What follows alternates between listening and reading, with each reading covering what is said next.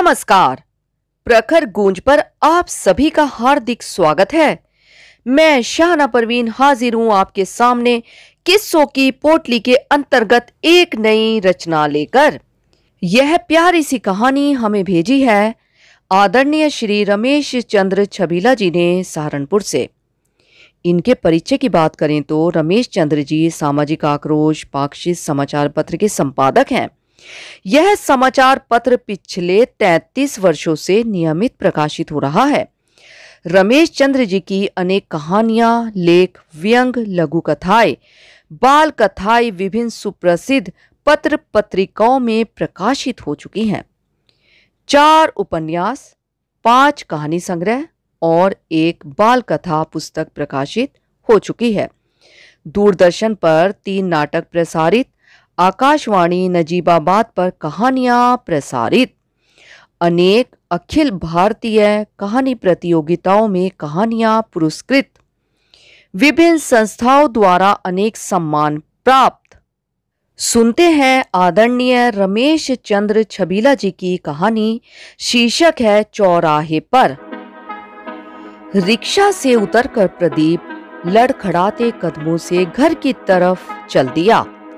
गली में स्त्री पुरुषों और बच्चों ने उसे देखकर अनदेखा कर दिया।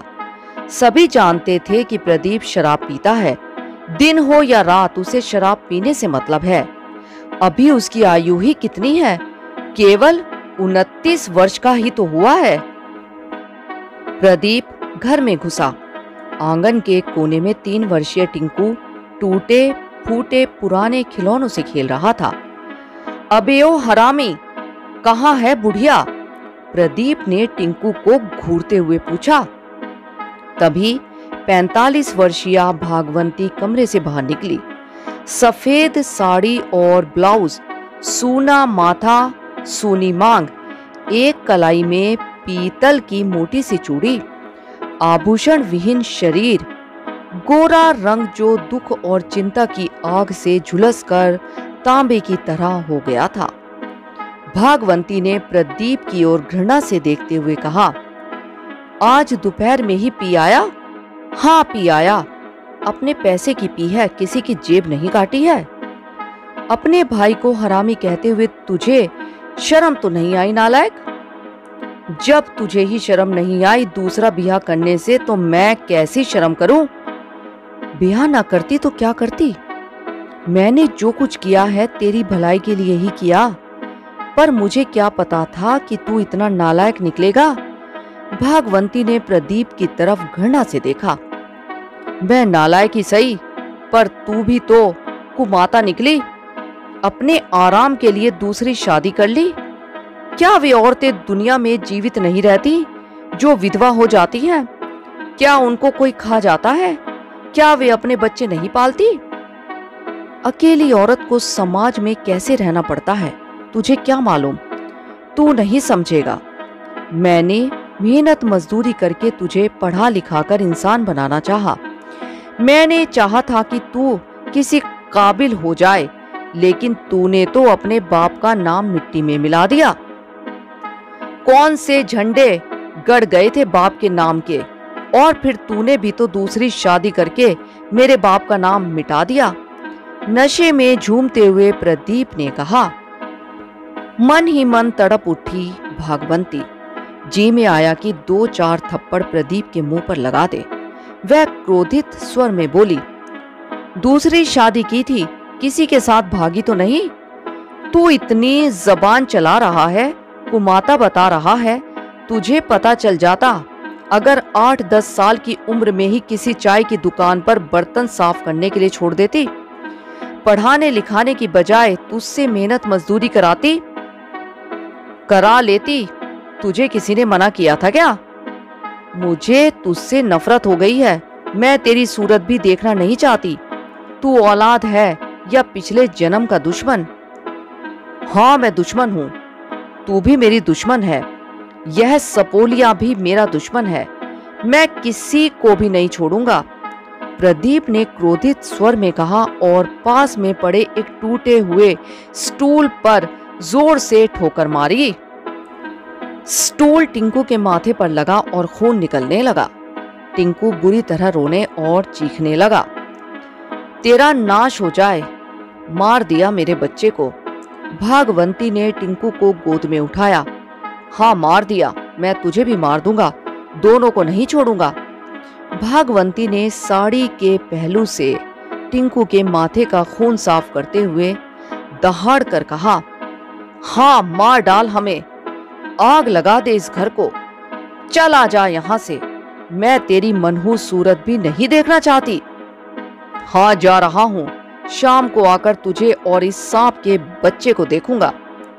प्रदीप बड़बड़ाता हुआ घर से बाहर निकल गया। भागवंती टिंकू को लेकर एक नर्सिंग होम पहुंची। उसकी पट्टी कराकर 1 घंटे बाद घर लौटी। रोटी बनाने का मन नहीं किया, वह कमरे में बिस्तर पर लेट गई। भागवंती के मन में कड़वाहट, बेचैनी और घृणा थी। वह दुख, संताप और पीड़ा के सागर में डूबती चली गई। माँ पापा ने उसका नाम भागवंती रखा था, जाने क्या सोचकर।